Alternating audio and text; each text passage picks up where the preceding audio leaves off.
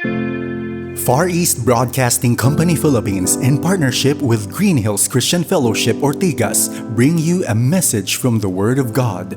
Together, let us know Christ and make Him known. Magandang hapon po sa ating lahat. Isang mapagpalang linggo po. Inaanyayahan ko po kayong tumayo upang batiin ang isa't isa. Kahit simpleng pagkaway, pagngiti, o pag-hello po ay okay na. Dahil tayo po ay tunay na isang pamilya. Yan. Yan. Sa ating pagsasama-sama ngayong hapon, nandito tayo para magpuri sa ating Panginoon. Ating ipinagdiriwang ang kanyang katapatan, kaluwalhatian at awa. At bilang pagtawag sa pagsamba ay hayaan ninyong basahin ko ang sabi sa mga awit. Purihin si Yahweh, buong puso siyang pasasalamatan, aking pupurihin sa gitna ng bayan, kasama ng mga lingkod na hinirang. Ang mga ginawa ni Yahweh, tunay na napakadakila. Mga nalulugod sa kanya, lagi itong inaalala. Lahat niyang gaway dakila at wagas. Katwiran niya'y hindi magwawakas. Hindi maaalis sa ating gunita. Si Yahweh ay mabutit makabaging lubha. Tayo'y manalangin. Panginoon, pinupuri ka po namin ng lubos. Salamat Panginoon dahil sa aming pananatili sa inyo ay gayon din ang inyong Espiritu Santo na nananatili sa amin. Ang inyong grasya na ipinagkaloob sa amin ay kamangha-mangha. Ang inyong pagmamahal sa amin ay isang misteryo. Kaya ngayon, Panginoon, itataas po namin ang inyong ngalan. Linisin po ninyo ang aming mga puso at ilayo sa mga distraction. Yun lamang po. Amen at amen.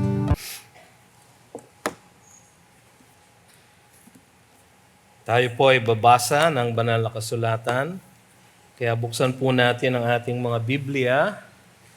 Yung mga Biblia dyan malapit sa upuan ninyo, nasa page 537 po ang ating babasahin. Psalm 1, ang unang salmo. Babasahin natin po ang buong kabanata.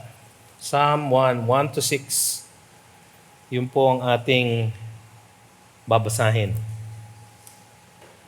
Tayo po'y tumaya mga kapatid. Pagbibigay galang sa banal na kasulatan ng ating Panginoon. Sabay-sabay po nating basahin ang Psalm 1 verses 1 to 6. Blessed is the man who walks not in the counsel of the wicked, nor stands in the way of sinners, nor sits in the seat of scoffers. But his delight is in the law of the Lord, and on his law he meditates day and night. He is like a tree planted by streams of water that yields its fruit in its season, and its leaf does not wither. In all that he does, he prospers. The wicked are not so, but are like chaff that the wind drives away. Therefore the wicked will not stand in the judgment, nor sinners in the congregation of the righteous. For the Lord knows the way of the righteous, but the way of the wicked will perish. Pagpalain nawa ng Panginoon ang kanyang salita, tayo po ay manalangin. O Diyos na makapangyarihan sa lahat, mangusap nga po kayo sa amin sa pamamagitan ng inyong banal na sulat para sa aming lahat. Nawa Panginoon ay mapukaw ang aming mga damdamin, malinawan ang aming mga isipan, at mabigyan kami ng kalakasan Panginoon na sumunod at isapamuhay ang aming matututunan mula sa inyong banal na kasulatan sa hapong ito. Ito ang aming samot dalangin sa pangalan ni Jesus. Amen. Mari na po tayong maupo. Napaka-interesting po ng ating topic ngayong hapong ito. Kasama po sa ating maikling serye ng mga sermon na pinamagatan namin Clear the Air, Burning Issues, Confronting Christians Today. So, naumpisaan na natin last week yung issue tungkol sa what happens right after death, no? At hopefully ay malinaw sa atin ang kasagutan mula sa Scripture. Ngayon naman, ang pag-aaralan natin ay isang usong-usong topic na araw-araw actually ay ginagamit natin. At ito ay ang artificial intelligence. Pagpapala ba ito o panganib? No? Artificial intelligence. AI ang sa maikling salita, AI. Laganap na ang gamit ng AI sa ating pang-araw-araw na buhay. Na kahit mga bata ay sanay na sa paggamit nito. No? Baka hindi nyo po alam, ang inyong mga anak, sa kanilang mga tablet o laptop sa kanilang eskwelahan, maaaring meron na po silang access sa artificial intelligence. Nakakagawa po yan ng isang term paper na itatanong mo lang, can you make me a term paper on the subject of the Spanish colonization of the Philippines? No? Kanina pong umaga, habang nakikinig kami sa sermon ni Pastor Larry, dinownload ko po yung ChatGPT. At tinanong ko po yun dun sa chat. Dahil assignment po yun ng aking daughter na si Jana. No? At may lumabas po. Naku, napakahaba po. May sources pa, may footnotes pa. In a matter of seconds. Seconds lang po. Term paper. Medyo nakakalula po ang bilis. No? Nung panahon ko po, ang term paper, sinusulat namin sa typewriter. Mga bata, baka hindi nyo alam kung anong typewriter. No? Makinilya po. Makinilya. Typewriter po. Yung mga matatanda sa inyo, yung maputi na ang buhok, pareho ko. Nung ako po nag-umpisa magtrabaho sa gobyerno, na-assign po sa akin ng isang Olympia na 960, manual typewriter. No? Ang term paper po, tinatype sa typewriter. No? Pag nagkamali kayo, kung wala kayong pambura, uulitin nyo. No? Napakahirap. Ngayon, in a matter of seconds, ang gagawin lang ng aking daughter, kung siya ay tamad, ika-copy-paste niya lang po o isi-share niya yung lumabas sa ChatGPT. Ilalagay po yun ng ChatGPT sa isang Word file. Ita-type niya po according to the specifications ng isang term paper. At yung footnote, ilalagay sa footnote. No? E noon, nag-aral pa kami, meron pa kaming libro ni Turabian. Sino nakakaalala ng Turabian book? No? O, siyempre, yung mga matatanda na alala yung Turabian book. Yung pong nagtuturo sa amin kung paano sumulat ng footnote, ng bibliography sa isang term paper. Ganun po nung araw. Ngayon po, iba na. Pero sabi ko sa anak ko, hoy, huwag mong gamitin ito. Mag-aral ka ng matino. No? Hindi mo matututunan yan kung hindi mo talaga pagsusumikapan na i-research yung lahat ng bagay na iyon. Maaaring mas mabagal ka kaysa sa ChatGPT, no? Pero mas matututunan mo naman. Kala nyo, mga bata lang ang nakakagawa nito. Dati nung araw, ang nakakagawa lang nito mga eksperto sa IT. No? Ngayon po, lahat po kaya nang gawin ito. Nasa telepono po natin. Ayan, nakabukas po sa phone ko yung ChatGPT. No? Paggising ko sa umaga, yung telepono ko, nakaprogram po siya, nagisingin ako. Hindi naman ako ginigising sa huy-huy. Meron siyang alarm. No? Gigisingin niya ako. Paggising niya sa akin, lalabas na sa aking home screen ang aking schedule for the day. No? So, may schedule na ako for the day. Nakasabi na doon kung ano ang mga meeting ko, ano ang kailangan kong gawin, ang aking to-do list. No? Lalabas na po ron. Dahil nakaprogram po siya ng ganon. Yung iba nga po, ako hindi ko pa po ginagawa. Kasi mahirap yung kausap nyo yung telepono nyo eh. Diba? Yung mga may Siri o Alexa, o kung kayo'y Samsung user katulad ko, Bixby, no? Pwede niyong kausapin si Bixby. Bixby, no? What is the weather today? No? Baka sumagot. Hindi ho naka-on ang Bixby ko. Hindi ko ino-on. Kasi parang hindi ko pa rin maatim nakausapin ang telepono ko. No? So mga kapatid, talamak na po ngayon. Kalat na po. In fact, yan po ang usong-uso ngayon sa mga tech startups. No? Sa amin pong kumpanya, sa JG Summit, meron po kaming maliit na grupo. Ang isa ko pong staff doon ay si Yana, yung nag-piano sa atin kanina. No? Siya po ay member ng Digital Equity Ventures ng JG. Marami po kaming inaaral na AI. Ginagamit po nila yon sa kanilang trabaho. Sa kanilang pag-a-analyze ng maraming mga negosyo na humihingi ng kapital, nagagamit po nila ang AI. Napakabilis po. No? Sa sobrang bilis, hindi ko na po masundan ang ginagawa nila. Umaasa na lang kami na tama ang ginagawa nila. No? Sapagkat ang mga bata ngayon, mas sanay na gumamit ng mga ganitong tools. Ulitin ko po, tool po siya. Tool para sa atin. So mula sa pagsulat ng mga term paper sa eskwela, hanggang sa paggawa ng mga komplikadong presentasyon para sa opisina, gamit na ang artificial intelligence. Naalala ko po nung bago ako nagtatrabaho, wala pa pong personal computer. No? Wala pa. No?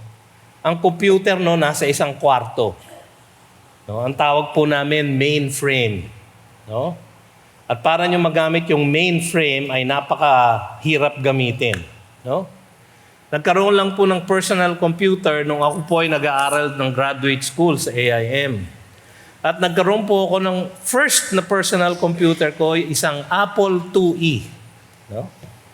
256 KB ang memory. Ngayon po, ang memory ng mga telepono ay 256 megabytes, MB. No? So 100 times more powerful nung aking Apple IIe. Sayang po, hindi ko po natago yung Apple IIe ko na yon. Kung natago ko po yon, mayaman na po ako ngayon. Dahil antique, no? At pwedeng ibenta sa eBay, no? Mga kapatid, nung araw, gagawa ka ng presentation, ilang araw mo bubunuin. Tapos, ilalagay mo sa, tawag doon? Sa isang carousel ng slides, no? Iisa-isahin mo. Tapos kailangan tama ang pagkakasunod-sunod niya. Para pag nagpe-present ka, umiikot yung carousel na yon at pinoproject sa screen. No? Ganun po ang presentation ng araw. No? Pagka nadapa ka at nalaglag mo yung lahat ng slide at nahulog lahat sa sahig, nako, sisilipin mo ulit isa-isa para maibalik mo in the proper sequence. Pagkatapos nung nagkaroon na po ng acetate, no, naalala nyo yung acetate, yung nilalagay sa overhead projector. Ngayon, wala na po lahat yon, yung mga anak natin. Hindi na po alam kung anong itsura nun. Ngayon, sa isang iglap mata, literally, maaari mong gamitin ng AI, sasabihin mo lang, I need a presentation on different modes of strategic planning. No? Sa isang iglap mata, igagawa ka niya ng presentation on Canva. No? At lalabas na. Meron ng slides. Meron ng effects. Meron pang script para sa'yo. Babasahin mo na lang. No? So, ang tawag namin doon, ang tawag ng iba, progress. No? Ang tawag namin doon, trabahong tamad. No? Pero ganyan na po ang ating mundo ngayon. Ganyan na po ang ating mundo ngayon. Ito ba ay pagpapala? O maaari ba itong maging panganib? Ano ba talaga ang artificial intelligence? Sabi ng IBM, kinote ko po yung IBM kasi yun po ang kilala kong computer company. Yung IBM ngayon, di na sikat. Sila dati ang pinakamalaki. Big Blue ang tawag sa kanila. Ngayon, wala na sila. Maliit na lang sila, consulting company na lang sila. Artificial intelligence leverages computers and machines to mimic. Focus on the word mimic. Ginagaya. The problem-solving and decision-making capabilities of the human mind. Maraming karaniwan na gamit ito. Mga search engine katulad ng Google, no, o Bing. Ride-sharing. Kayo ba'y nag-grab? Kung kayo'y may Grab, meron po kayong artificial intelligence sa telepono ninyo. E-commerce. Kayo po ba ay alipin ng Shopee at Lazada? No? Alipin, nakakaalipin po eh.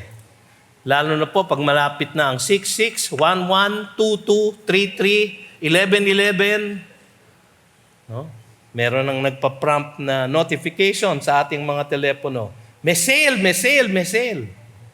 Kayo naman, bili kayo ng bili. Put in basket, check out. No? Ang bilis mag-shopping. No? Maraming karaniwang gamit. Alam nyo, para makuha ko yung tamang definition siguro ng artificial intelligence, tinanong ko si ChatGPT. No? Siya mismo tinanong ko. Ang ganda na sagot niya. AI refers to the simulation of human intelligence. Simulation of. Ginagaya lang. Ang human intelligence, processes by machines, particularly computer systems. These processes include learning, reasoning, and self-correction.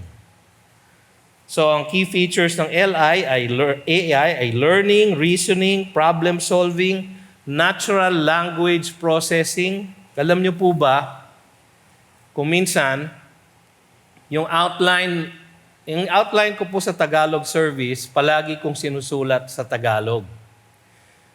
Merong pagkakataon na biglang sasabihin ni Pastor Larry, meron pala akong ikakasal sa linggo.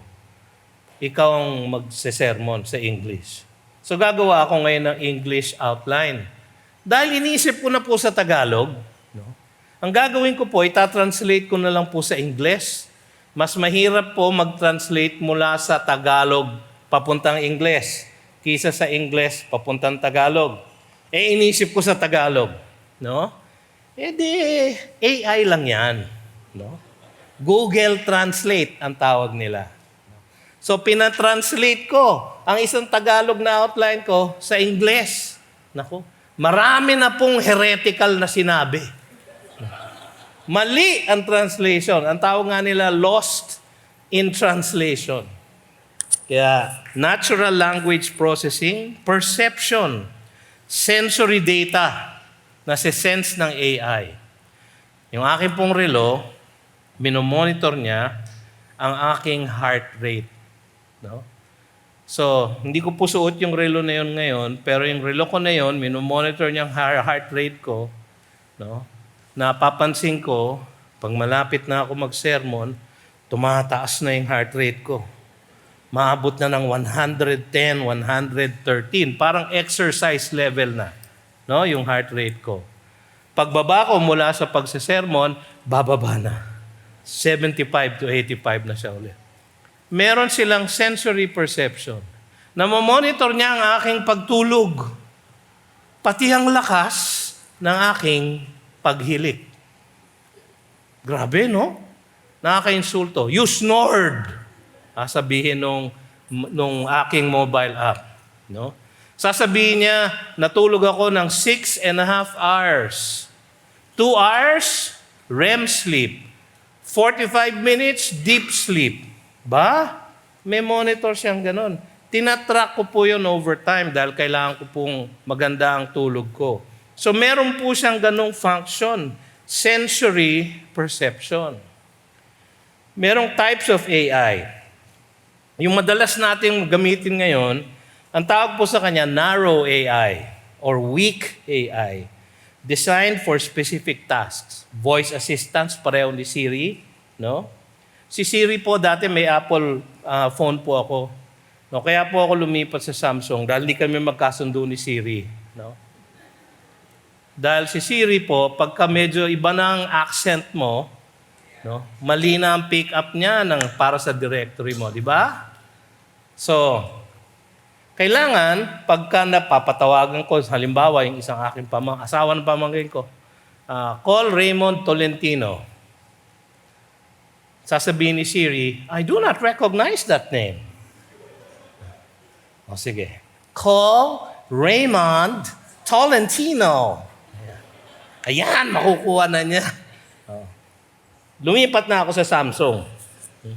Kaya para narrow AI po yung ganon. Ang mas advanced po na AI, ang tawag nila General AI or Artificial General Intelligence, AGI. Ito, meron na siyang hypothetical systems capable of performing any intellectual task a human can do. Pwede siyang sumulat ng poem. Pwede siyang mag-isip, mag-imagine ng storya. Pwede siyang managinip. Wala pa po tayo dun ngayon. Well, so far, hindi natin alam. Tapos merong super AI. Ito yung futuristic concept na kung saan ang AI surpasses human intelligence in all respects. Pwedeng gamitin for cybernetics para ma-enhance ang isang human. Palitan halimbawa ang kidney. Sana nga ho, no? May AI para sa kidney. Para papapalitan ko na lang yung kidney ko. No? Para kahit anong kain ko ng karne, okay lang. Kasi meron naman pwedeng ipalit na kidney. No? So, pero wala pa po yun ngayon, super AI. Marami pong application ang AI at akin pong na-discuss na siya. Ngayon, merong nakakatakot na senaryo ang AI.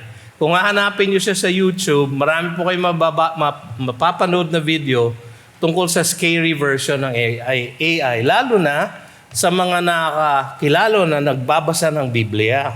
No?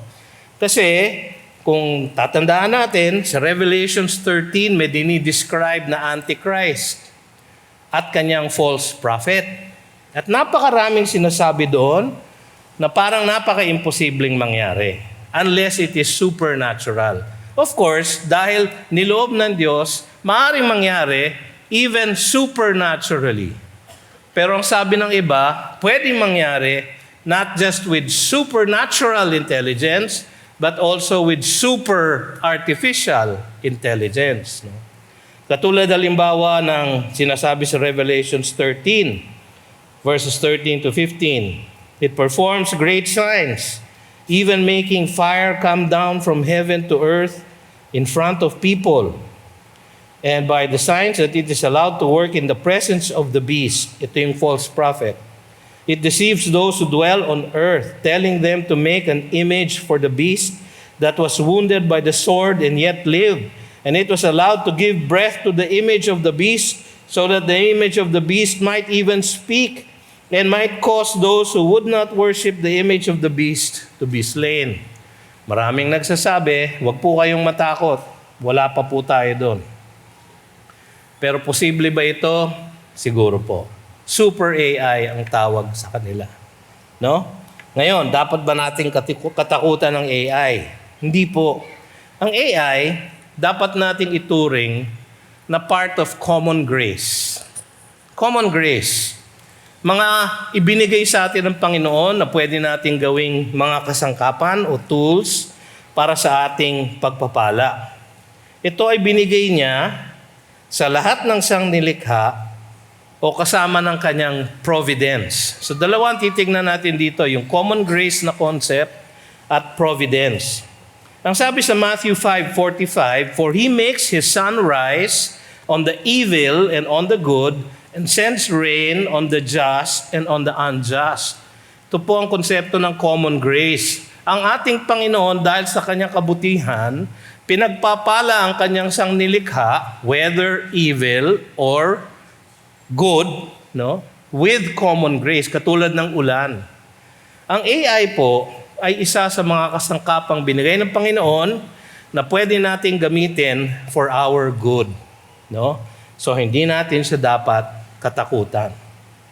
Napaka-malaking bagay sa akin mga kapatid, yung nasusukat ko yung aking steps No, yung aking relo, sinusukat po ang aking step. Kulang na lang po ay kurutin ako nitong relo ko pag hindi po ako naglalakad. No? Pero meron po akong target every day, hindi po 10,000. Hindi po ako naka 10,000 steps, no? Sa panaginip ko lang po 'yon. Siguro 6,000 steps po ang aking target, no? Yung aking anak na si Jamie, ang kanyang daily step count ay 26,000 steps. Hindi ko alam kung saan siya naglalakad sa loob ng maliit naming bahay. No? Pero nakaka-26,000 steps po siya. No? At binibilang ng AI ang aming steps. Napakalaking blessing po yon sa iba. Napakalaking blessing sa iba yung nakapagpapaalala ang AI ng mga digital assistants na kailangan nating gawing trabaho, kailangan nating bayaran na bayarin, kailangan nating hulugan na mortgage, kailangan natin, marami siyang nakocompute, napapaalala at nabibigyan tayo ng assistance dahil namimimik niya ang intelligence ng tao.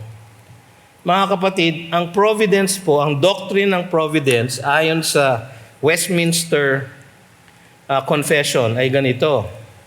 God, the great creator of all things, does uphold, direct, dispose, and govern all creatures, actions, and things, from the greatest even to the least, by his most wise and holy providence, according to his infallible foreknowledge, and the free and immutable counsel of his own power, justice, goodness, and mercy. So ang providence po ni God, yung nangyayari sa atin sa araw-araw, yung bigla na lang nakakahanap tayo ng parking slot, yung napupuno ang ating pangangailangan sa ating pang-araw-araw na gamit, yung pagdating ng trabaho sa ating mga buhay, yung pagbibigay niya ng mga pagpapalang ganito, ito po ay part of His providence.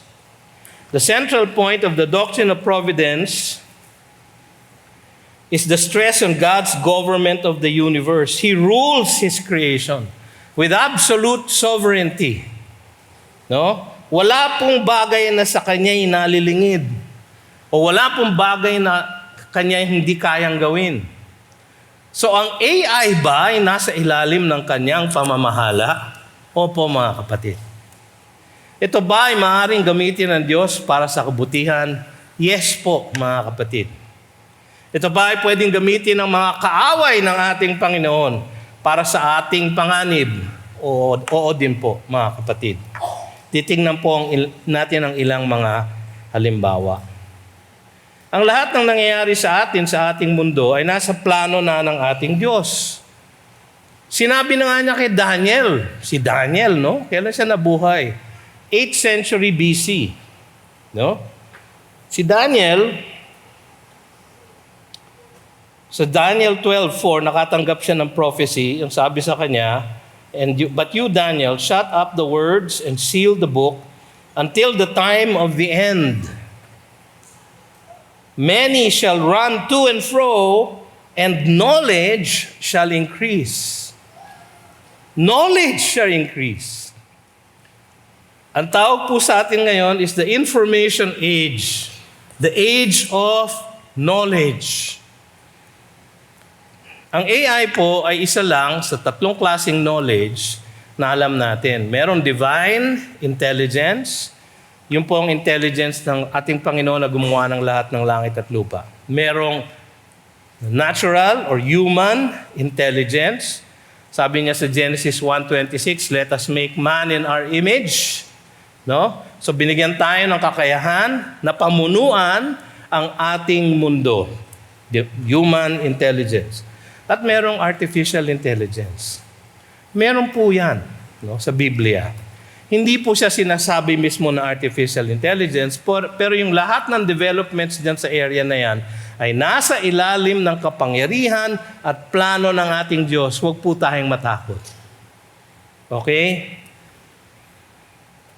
Merong iba na, ang sabi nila, sa panahon ng tribulation, wala pong makaka-buy and sell ng goods kung walang mark of the beast. sa kanilang forehead, sa kanilang kamay. Yung technology po na yon, 1990s pa ho, ay existing na. No? Ngayon po, merong nakakagawa na ng bracelet na pwedeng gamitin ng mga oppressive regime to identify lahat ng citizens nila. At doon sa bracelet na yon, nandun ang inyong kakayahan na bumili ng lahat ng bagay. Nandun ang inyong payment app.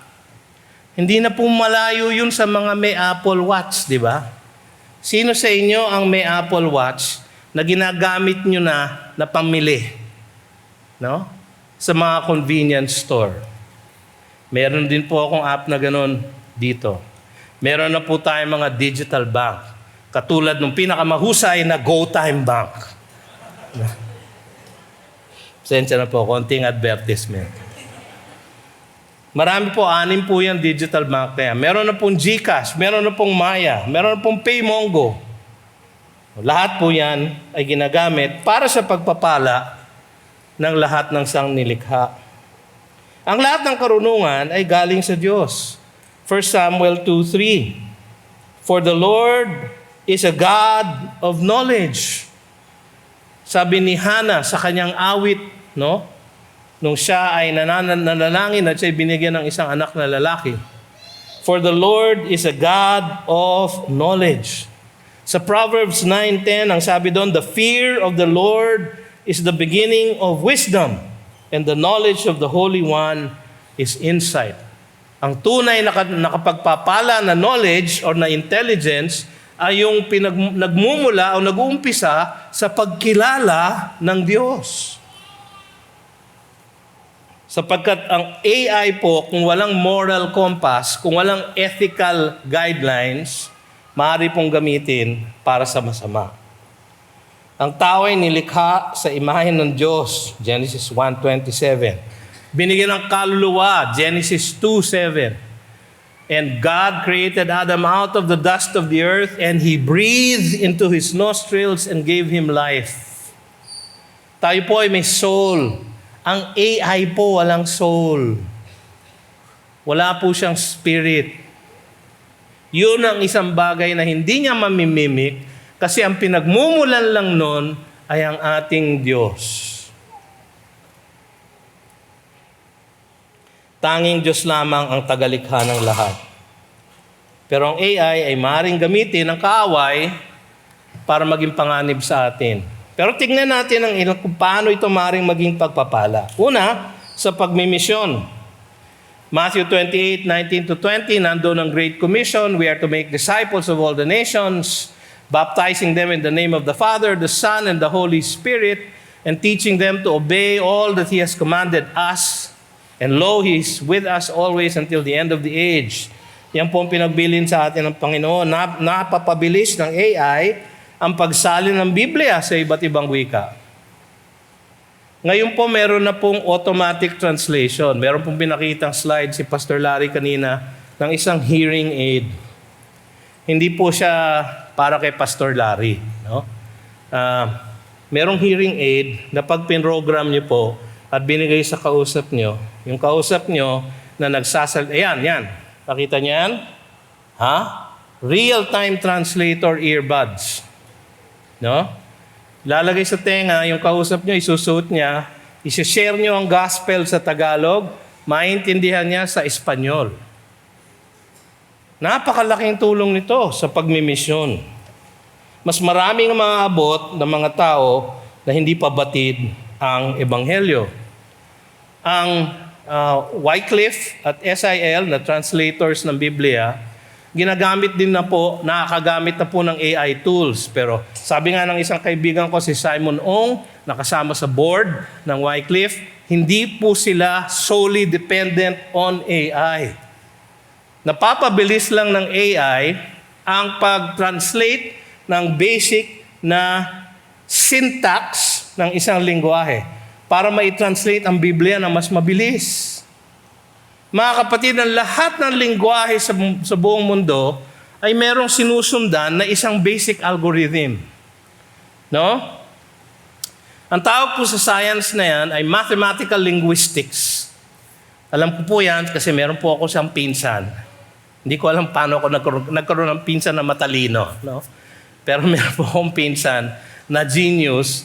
May PhD siya in mathematics mula sa Stanford University. Ang kanyang thesis, a dissertation, ay mathematical linguistics. Hinanap niya yung common algorithm ng lahat ng dialect at lingwahe sa mundo. At kapag nahuli mo yung algorithm na yon, pag ginamit mo sa translation, instantaneous ang language translation. Ang lahat po ng translation software ngayon, ginagamit na po yung algorithm na kanyang nadiskubre. Hindi po siya yumaman kasi binigay niyang libre sa lahat ng pwedeng gumamit. Mabait naman po yung aking pinsan na yun. Yumaman din yata ng konti, pero hindi ganun kayaman. So mga kapatid, nagagamit sa pagmimisyon. Pangalawa, sa pagdidisipulo. Ang sabi ng 2 Timothy 2:2, "And what you have heard from me in the presence of many witnesses, entrust to faithful men who will be able to teach others also." Ito po ang disciple making.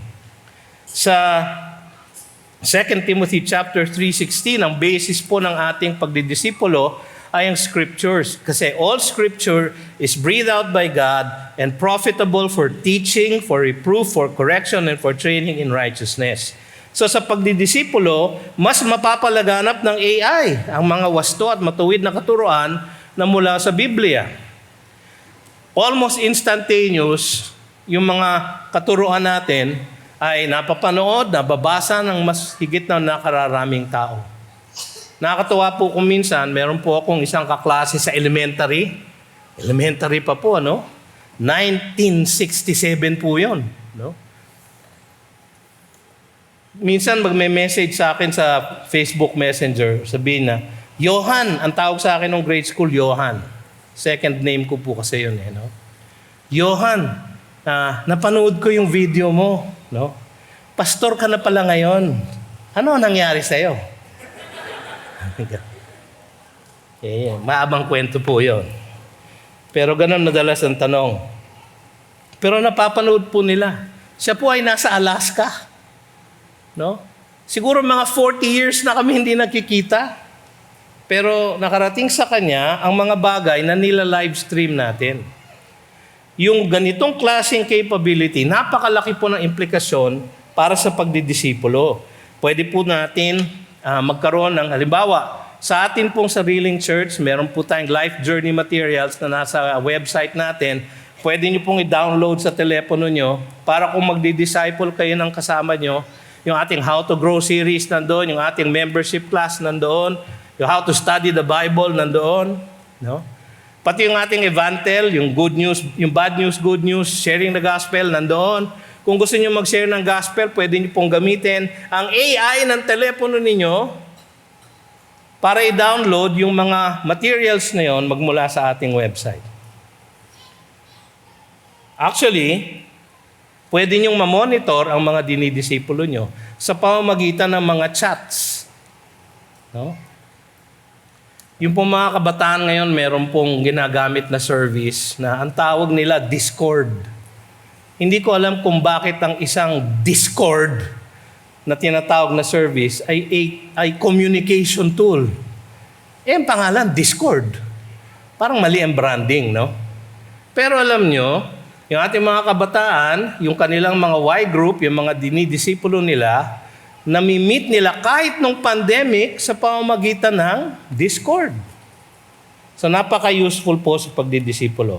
Sa pagpapastol, 1 Peter 5:2 ang bilin sa mga pastor, "Shepherd the flock of God that is among you."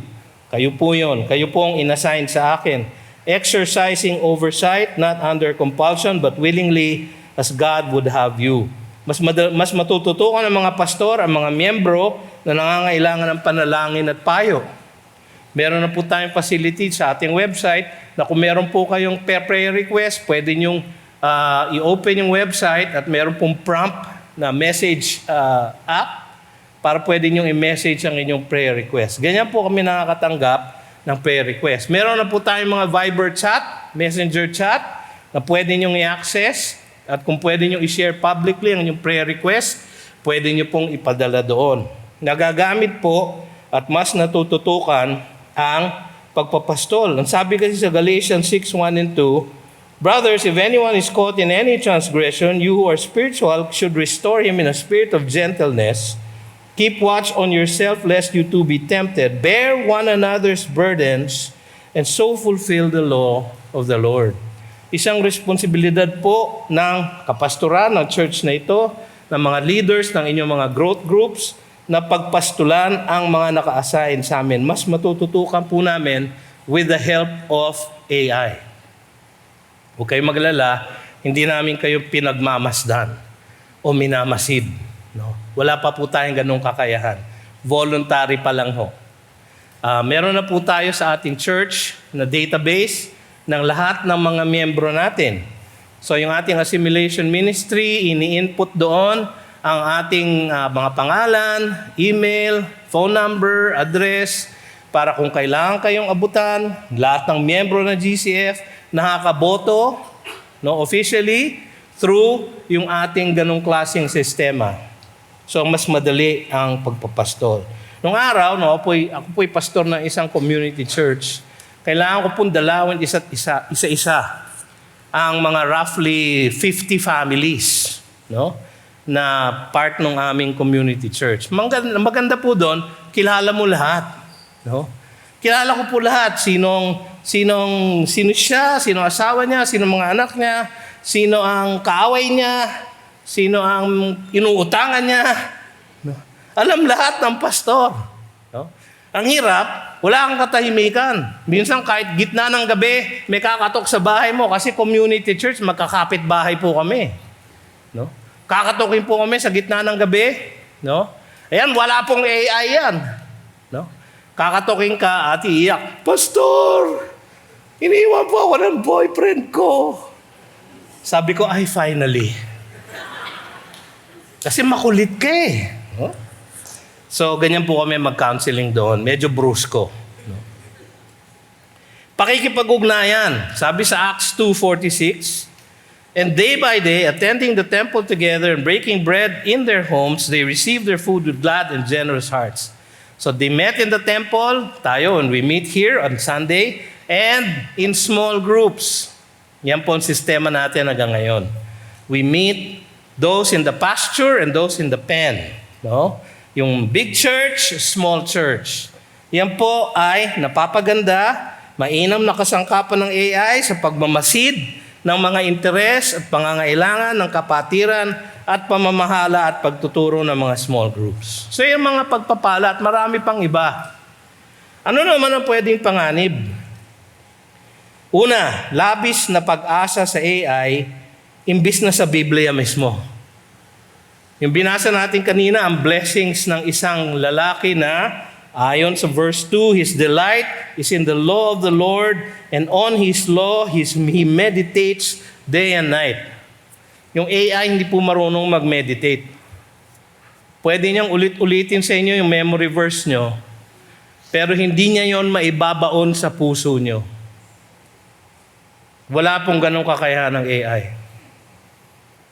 Dahil doon, he is like a tree planted by streams of water that yields its fruit in its season, and its leaf does not wither. Ang sabi po sa Proverbs 3 verses 5 and 6, "Trust in the Lord with all your heart, and lean not or do not lean on your own understanding. In all your ways acknowledge Him, and He will make straight your paths." Ang lahat ng intelligence, mga kapatid, ay galing sa Kanya. Meron kayong direct access sa pinagmumulan ng lahat ng intelligence. Bakit kayo aasa sa AI? Kaya maganda, mga kapatid, meron pa rin kayong physical Bible. Bagaman maganda yung meron kayong Bible app, no? Ako po, meron po akong Bible study app ng Olive Tree. Meron po akong 25 na commentaries na at least 20 volumes each sa aking telepono. Meron na po ako mahigit sa 800 na sermon in over as many passages of the Scripture na nasa aking telepono. Kaya pag ako biglang inimbita, "Oy, pwede ko ba mag-sermon dito?" Meron na po akong library na sa telepono ko. So nagagamit ko siya in that way, blessing po siya. Pero mahirap din na umasa sa ganon. Ang ating pag-asa ay nasa Diyos, hindi sa karunungan na gawa lang ng tao. Maaari itong gamitin sa panlilinlang. Ang tawag natin dito, deepfake o fake news. Colossians 2:8, "See to it that no one takes you captive by philosophy and empty deceit, according to human tradition, according to the elemental spirits of the world, and not according to Christ." Ang sabi sa 2 Timothy 4:3-4, "For the time is coming." At ngayon na po yun. Ngayon na po itong time na dinidescribe ni Paul. "For the time is coming when people will not endure sound teaching, but having itching ears, they will accumulate for themselves teachers to suit their own passions, and will turn away from listening to the truth and wander off into myths." Baka po kayo nagsisurf na lang po kayo sa YouTube ng inyong iba Bible study. Nako, kailangan po meron pa rin tayong physical Bible. Nababasahin ninyo the hard way, sapagkat ganun po natin talaga nadadigest at naisa sa puso ang Scripture at kung ano sinasabi ng Panginoon. Maraming deepfakes. Pwede pong may kumuha ng aking image, no? At itabi, gumawa ng deepfake na may kasama akong magandang babae. No? Na ako ay nangangalo niya. Mabigat, no? Hindi nyo alam yung Tagalog word na yun. Ano? Nangangalo niya sa aking asawa. No? Pwede pong gamitin yon para sirain ang isang pastor. No? Kaya po tayo, maikan tayo, hindi po tayo naniniwala basta-basta sa ganon. No? Ngayon sinuggest ko, huwag nyo namang gawin. No? Baka yung iba sa inyo kayang gawin yon. Masamang biro po yun. Alam nyo, mahirap madisiplina. No? Kaya, huwag niyo pong gagawin yon. Maaring maging sanhi ng katamaran ng mga pastor. Labis na paggamit ng AI sa paghahanda. No? Alam niyo po, kanina, nagpagawa ako sa AI ng sermon outline sa Psalm 1:1-6. Yung binasa natin kanina. No? So habang naghihintay po ako kanina sa baba, no, sa worship service, hiningi ko sa ChatGPT, "Help me write a sermon outline on Psalm 1:1-6. In 2 seconds, binigyan niya po ako ng outline. Inaral ko po, matino, walang error. No? Kung ganito lang kadali, no, kahit na 6 na sermon ako sa isang linggo, kakayanin ko. Pero ang tawag ng tao dyan, progress. Ang tawag ko dyan, trabahong tamad. At ang tamad po, pinagbabawal sa Scripture. Paano nyo halimbawa magagamit ang John 15:5? "I am the vine, you are the branches, whoever abides in me and I in him, he it is that bears much fruit, for apart from me, you can do nothing." Kung inyong engagement sa salita ng Diyos ay sa pamamagitan lang ng AI o ng ChatGPT, walang spiritual component po yun. 2 Timothy 2:15 ang pinagbibilin sa mga pastor, "Do your best to present yourself to God as one approved, a worker who has no need to be ashamed, rightly handling the word of truth." So bagaman meron akong extensive library na may access po ako para makapag-aral, kailangan ko pa rin mag-aral. Kailangan ko pa rin physically gawin yung aking outline. Kailangan ko pa rin isulat yung aking manuscript. Sapagkat sa pamamagitan ng pag-aaral na iyon, yung mensahe ng salita ng Diyos ay nanunuot sa aking isipan at sa puso. Sapagkat kung hindi po niya gagawin ang gagawin niya sa akin, hindi po niya magagawa sa inyo. Dapat muna pong mangyari ang pagbabago sa akin bago ko ito may communicate sa inyo. Pagka tinamad ang isang pastor at umasa na lang sa AI, wala pong mangyayari sa kanyang spiritual growth. At kung wala po siyang spiritual growth, hindi po namin kayang dalhin ang aming mga pinagpapastoran sa isang lugar na hindi pa namin nararating. At kung hindi kami mag-aaral, hindi po namin mararating ang dapat natin marating lahat. Huli sa lahat, labis na pagtitiwala sa AI ay maaaring maging hadlang sa mas personal ng pakikipag-ugnayan ng kapatiran. Hindi po ba mas okay itong ganito? Harapan, face-to-face, personal, no? Okay lang po yung online kasi meron po talagang mga valid reasons para dun sa mga sumasali sa atin online. Maaaring nasa malayo na silang lugar. Maaaring sila ay infirmed. Kung may injury, pareho po ng misis ko, hindi po makalabas ng bahay. So siya ay nakikinig sa akin sa pamamagitan ng live stream na isang AI po para ang live stream natin ma-share sa buong mundo. Pero labis na pagtitiwala dyan, mawawala yung personal fellowship. Yun ang sabi ng Hebrews 10:24-25. And let us consider how to stir up one another to love and good works, not neglecting to meet together, as is the habit of some, but encouraging one another all the more as you see the day drawing near. Mas maganda pong gawin yon personally, face-to-face, harapan. Mga kapatid, yakapin natin ang mga pagpapala ng AI. Ngunit pag-ingatan natin ang mga panganib nito. Huwag tayong matakot sa mag-aabuso sa AI.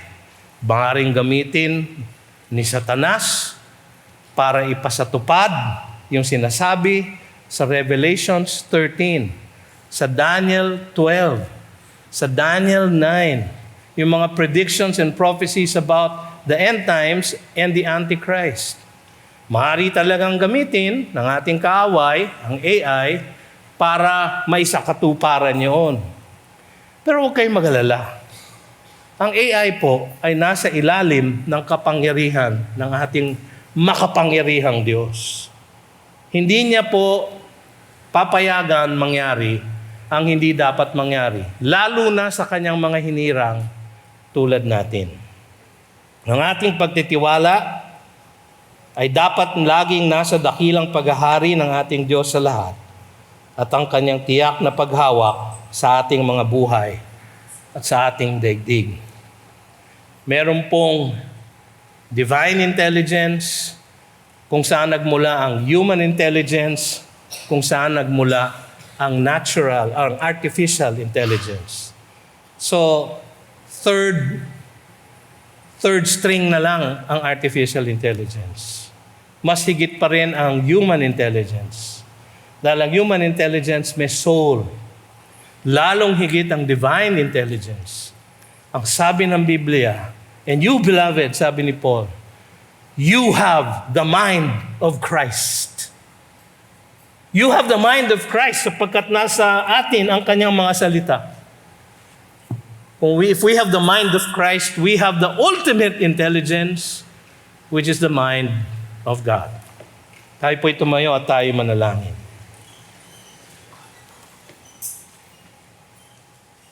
O Diyos na makapangyarihan sa lahat, kayo po ang magbigay linaw sa aming puso't isipan tungkol sa mga sinasabi ng Biblia, patungkol sa mga bagay na ito na aming nararanasan sa aming daigdig. Kuminsan, Panginoon, parang nakakatakot. Pero turuan niyo kami na laging manalig sa inyong pamamahala at pagiging makapangyarihan sa lahat. Nawa, O Diyos, kami ay laging umasa, laging tumindig, laging magtiwala sa inyong karunungan, sa inyong kapangyarihan, at sa inyong paghawak ng lahat ng bagay. At ngayon, Panginoon, kayo ang magpala sa bawat isa sa amin upang lahat ng aming natutunan magmula sa inyong salita sa hapong ito ay aming maisapamuhay sa aming mga araw-araw na buhay. Pagpalain kayo ng Panginoon at ingatan kayo. Paliwanagin nawa ng Panginoon ang kanyang mukha sa inyo at mahabag sa inyo. Ilingap nawa ng Panginoon ang kanyang mukha sa inyo at bigyan kayo ng kapayapaan. Mula ngayon, at magpasawalang hanggan. Sabi ng lahat ay, Amen. Gandang hapon po. You've just heard a message from the Word with Green Hills Christian Fellowship Ortigas. in partnership with Far East Broadcasting Company Philippines. We hope you can join us next week. God bless you.